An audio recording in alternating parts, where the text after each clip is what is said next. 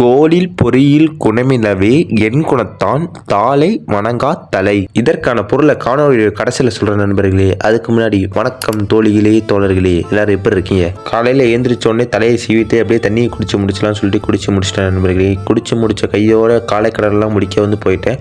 காலைக்கடனை ஒவ்வொன்றா முடிச்சதுக்கப்புறம் உடற்பயிற்சி கூடத்துக்கு செல்ல தயாராகிட்டேன் நண்பர்களே. உடற்பயிற்சி கூடத்துக்கு போகிறதுக்கு முன்னாடி நம்மளோட ஆடையெல்லாம் எடுத்து அணிஞ்சிட்டு வேர்க்கலையை சாப்பிட்டுட்டு கிளம்பிட்டேன் நண்பர்களே. அங்கே போனால் ரொம்ப பசிக்குது, அதனால வேர்க்கலையை கொஞ்சம் சாப்பிட்டுட்டு நம்ம நண்பரோட உடற்பயிற்சி கூடத்துக்கு வண்டியில் கிளம்பிட்டேன். நம்ம விடுதி பார்த்து விட்ட நண்பர் தான் நண்பர்களே. கூட்டு போயிட்டு இருக்கும்போது நம்ம தொப்பி வேற பறந்து போயிடுச்சு. போகிற வழியில் அப்படியே எடுத்துட்டு அப்படி கிளம்பிட்டேன். அதுக்கப்புறம் உடற்பயிற்சி கூடத்துக்கு சென்றதுக்கு அப்புறம் நம்ம தலையெல்லாம் வாரிட்டு போய் வாட்சா விட ஆரம்பிச்சிட்டேன் நண்பர்களே. வாட்சா விட்டுட்டு இருக்கும் போதே நமக்கு பசிச்சிச்சு. அதெல்லாம் சிறிது நேரம் இடைவெளி. அதில் போய் வாழைப்பழம் சாப்பிடலான்னு போட்டேன். வாழைப்பழம் கேக்குதான் இருந்துச்சு. அதுக்கப்புறம் இந்த பக்கம் போட நம்ம நண்பர்கள் உட்காந்துட்டு நாள் சத்துக்களுடைய பல வகைகளை உள்ளார அமைக்கிட்டு இருந்தாங்க. நம்ம நமக்கு ஒன்று வாங்கி தரேன்னாரு. இவர் தான் வாங்கி தந்தாரு. அதையும் உள்ள தள்ளிட்டு இன்னைக்கான உடற்பயிற்சி செய்ய கிளம்பிய நண்பர்களே. இன்னைக்கான உடற்பயிற்சி தோல் பகுதி மற்றும் கால் பகுதி.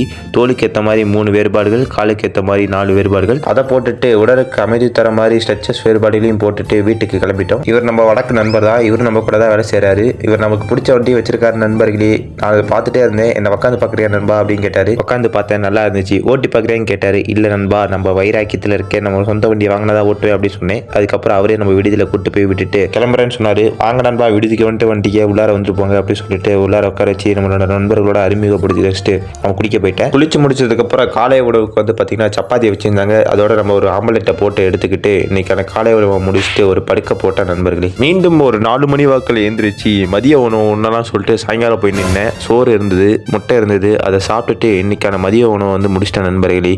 இரவு உணவுக்கு களியும் முட்டையும் அதை சாப்பிட்டுட்டு இன்றைக்கான நாளை வெற்றிகரமாக முடிச்சிட்டேன். காலையில் சொன்ன குரலுக்கு என்ன பொருள்னா, தமக்குரிய செயல்களை கொண்டிருக்காத உறுப்புகள் பயனற்றவை, அதுபோல இறைவனது திருவடிகளை வணங்காத தலைகள் பயனற்றவை என்று திருவள்ளுவர் சொல்றாரு. அதுதான் நண்பர்கள் இன்றைக்கான குரலோட பொருள். மீண்டும் அடுத்த காணொலியில் சந்திக்கலாம். அது வரைக்கும் நன்றி, வணக்கம் தோழர்களே.